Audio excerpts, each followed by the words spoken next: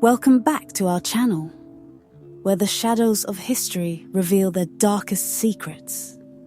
Together, we'll dive into the most intriguing and chilling crimes from history.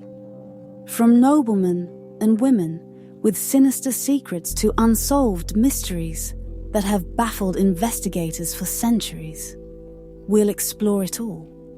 Today we are exploring the heart of 17th century France, where a noblewoman named Marie-Madeleine d'Aubray, better known as the Marquise de Brinvilliers, committed crimes that would shock the nation and leave an indelible mark on history.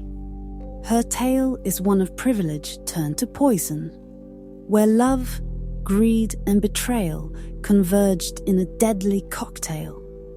The Marquise de Brinvilliers is not just a figure from history, but a chilling reminder of how dark the human soul can become when driven by ambition and revenge. Today, we delve into the life and crimes of Marie-Madeleine d'Aubray, whose actions led to one of the most infamous criminal cases of her time. Her story is a labyrinth of intrigue, deceit, and murder, set against the backdrop of the glittering but treacherous world of the French aristocracy. Marie-Madeleine d'Aubray was born in 1630 into a life of privilege, yet one that was also tightly controlled by the strict social hierarchies of 17th century France. Her father, Antoine d'Aubray, held the prominent position of a civil lieutenant, a role that placed him at the heart of Parisian judicial and administrative life. The d'Aubray family was part of the French aristocracy, and Marie-Madeleine was raised in an environment where duty, social status, and appearances were of utmost importance. From a young age, Marie-Madeleine was educated in the ways befitting a young noblewoman. She was taught the delicate arts of courtly manners, religious piety, and domestic management, skills essential for a woman of her standing, who was expected to maintain the household, bear children, and support her husband. The education she received was not uncommon for women of her class, who were groomed to take their place within the rigid structures of French aristocratic society. However, the world into which Marie-Madeleine was born was also one of immense pressure. Women of her rank were often little more than pawns in the strategic alliances forged through marriage. Their worth was frequently tied to their ability to enhance a family's status and wealth, and their personal desires or ambitions were often suppressed or disregarded entirely. In 1651, at the age of 21, Marie-Madeleine was married to Antoine Gobelin, the Marquis de Brinvilliers. This union was a strategic match intended to solidify the power and influence of both the d'Aubray and Gobelin families. Antoine Gobelin came from a wealthy family of Parisian financiers, known for their connections to the royal court and their substantial fortune. On the surface, Marie-Madeleine's marriage appeared to be a successful and advantageous one, ensuring her continued status within the upper echelons of French society. Yet, the marriage was far from a happy one. The Marquis de Brinvilliers, while respected and wealthy, was often absent, engaged in military campaigns and courtly duties that kept him away from home for long periods. This left Marie-Madeleine isolated and increasingly dissatisfied with her life. The pressures and restrictions of her role as a noblewoman, combined with the loneliness of her marriage, began to take a toll on her. Marie-Madeleine sought to escape the confines of her gilded cage by immersing herself in the pleasures and intrigues of Parisian society. She became a regular at the salons and gatherings of the city's elite, where she was exposed to the more decadent and dangerous aspects of aristocratic life. It was a world filled with gossip, scandal, and secret liaisons. A world where the appearance of propriety was often maintained only by a thin veneer hiding the moral corruption that lay beneath. It was in this milieu that Marie-Madeleine's life took a dramatic and dark turn. Feeling increasingly trapped in a loveless marriage and emboldened by the libertine culture of the salons, she began to seek out excitement and fulfillment outside the boundaries of her socially prescribed role. This search for something more would lead her down a path of moral degradation and criminal activity, one that would ultimately destroy her and those around her. It was during this period of dissatisfaction and searching that Marie-Madeleine met Gaudin de Sainte-Croix, a man who would become both her lover and her partner in crime. Sainte-Croix was a soldier by profession, but his interests extended far beyond the battlefield. He was deeply involved in the libertine circles of Paris, known for their indulgence in pleasure, as well as in darker pursuits, such as the study of poisons. Sainte-Croix, with his charm and dangerous knowledge, quickly captivated the restless Marquise. The relationship between Marie-Madeleine and Sainte-Croix quickly became more than just an affair. It was a partnership founded on shared ambitions and darker desires. Under Sainte-Croix's influence, Marie-Madeleine was introduced to the world of toxicology, a world where she found the power and control that had eluded her in her personal life. She learned how to concoct poisons that were almost impossible to detect, capable of killing slowly and subtly, leaving little evidence of foul play. It is widely believed that Marie-Madeleine tested her poisons on unsuspecting victims. Scholars and historians have suggested that Marie-Madeleine may have experimented with different toxic concoctions on sick hospital patients. According to Gabriel Nicolas de la Reynie, the Lieutenant General of the Paris police, the Marquise, despite being a high-born woman from a respectable family, found amusement in observing how various dosages of her poisons affected the sick.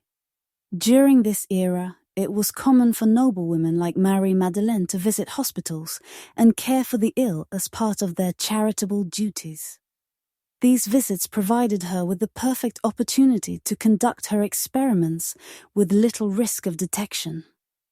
The hospital Hôtel Dieu, located close to Notre Dame, was one of the places where she is suspected of carrying out these deadly trials. Hôtel Dieu, known for its overcrowded and poorly managed conditions, was a place where death was an all too common occurrence, often going unnoticed or uninvestigated. The hospital's primary concern was saving souls rather than lives, making it an ideal testing ground for the Marquise's poisons. In addition to her experiments at Hôtel Dieu, it is also believed that Marie-Madeleine began experimenting on her own household servants, giving them food tainted with her experimental poisons. These trials were conducted with a cold detachment, as she sought to perfect her lethal formulas before using them on her family members. Although Marie-Madeleine was never formally tried for these alleged experiments, the reports and suspicions that surfaced after her execution suggest a pattern of behavior that was both calculating and cruel. After honing her skills and building her confidence, Marie-Madeleine moved forward with her plan to eliminate those she saw as obstacles to her happiness. Feeling resentful toward her family, particularly her father and brothers, Marie-Madeleine decided to use her newfound skills to eliminate them. She believed that by removing them, she could secure her financial future. Her first victim was her father, Antoine d'Aubray. Using the knowledge she had gained from Sainte-Croix, she began administering poison to him in small, undetectable doses. Over several months, her father's health deteriorated, and in 1666 he died. His death was attributed to natural causes, and no suspicion initially fell on Marie-Madeleine. Encouraged by her success and the lack of immediate consequences, Marie-Madeleine then turned her attention to her two brothers, Antoine and François d'Aubray. They too fell victim to her poisons, dying under mysterious circumstances in 1670. These deaths allowed Marie-Madeleine to inherit a substantial fortune, consolidating her financial position and removing those she viewed as threats to her autonomy. However, the deaths of three healthy men in quick succession began to raise questions. Rumours started to circulate within Parisian society, and whispers of foul play became more persistent. Despite the growing suspicion, no concrete evidence could be found to link Marie-Madeleine to the deaths, and for a time, it seemed as though she had succeeded in getting away with her crimes.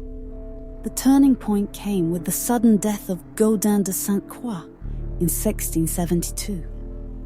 Upon his death, authorities discovered a locked box among his belongings. Inside the box were incriminating documents, including letters and a detailed confession from Marie-Madeleine herself. These papers provided a clear record of the crimes the couple had committed, outlining the use of poisons and the deliberate nature of the murders. With this damning evidence in hand, the authorities launched a formal investigation. Marie-Madeleine, aware of the impending danger, fled to Paris. She sought refuge in various places, including convents, attempting to evade capture by blending in among the religious communities. However, her attempts to escape justice were ultimately futile. In 1676, after several years on the run, she was apprehended in Liège and brought back to Paris to stand trial. The trial of the Marquise de Brinvilliers was one of the most sensational cases of the 17th century. The French public was riveted by the spectacle of a noblewoman standing accused of such heinous crimes. The trial was a brief but dramatic affair, with the prosecution presenting overwhelming evidence of her guilt. Despite the evidence against her, Marie-Madeleine maintained her innocence, displaying a defiance that only added to the drama of the proceedings. On July 16, 1676, Marie-Madeleine d'Aubray, Marquise de Brinvilliers, was convicted of murder by poisoning. Her sentence was both swift and severe. She was condemned to death by beheading, a punishment typically reserved for those of noble birth. The execution was carried out the following day. After her beheading, her body was burned and her ashes scattered, a fate intended to erase her from memory, but one that only solidified her infamy. The case of the Marquise de Brinvilliers did not end with her death. Her trial and execution were among the earliest and most famous in what would become known as the Affair of the Poisons, a series of investigations and prosecutions in France that revealed a vast network of poisoners, fortune-tellers, and even members of the aristocracy involved in dark practices. The affair uncovered a world of hidden crimes where the use of poison had become a weapon in the ruthless struggle for power and wealth. The Affair of the Poisons reached its peak between 1677 and 1682, during the reign of King Louis XIV. The king himself became increasingly concerned about the potential threat posed by these hidden crimes, leading to a series of purges and trials that implicated even those close to the royal court. The scandal exposed the moral decay within the highest ranks of French society and led to a crackdown on those who practiced the deadly art of poisoning. Marie-Madeleine d'Aubray, the Marquise de Brinvilliers, became a symbol of this dark period in French history. Her story was retold in books, plays, and later in the burgeoning field of criminology. She was one of the earliest figures in what would later be recognized as the modern understanding of criminal psychology. particularly in how personal vendettas and a desire for power could drive someone to commit such calculated and cold-blooded acts. In the years that followed, the fear of poison became almost a mania in France. The term Brinvilliers was even used as a synonym for poisoner.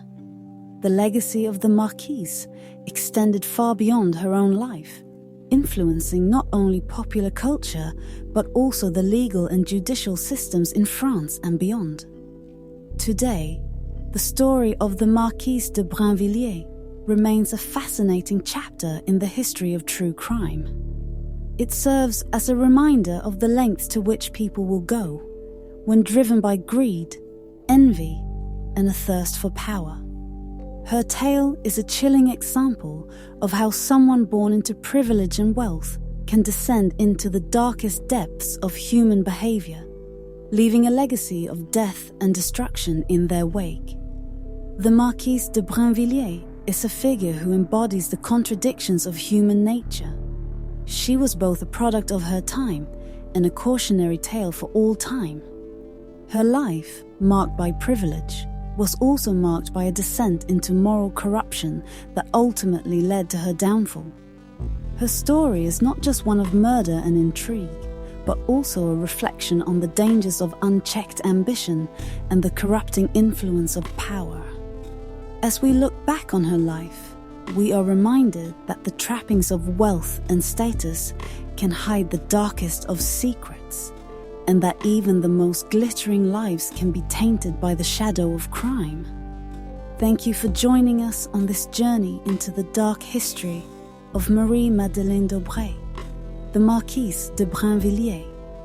If you found this exploration of historical true crime intriguing, don't forget to like, subscribe, and hit the notification bell to stay updated on more stories from the past that continue to haunt us today.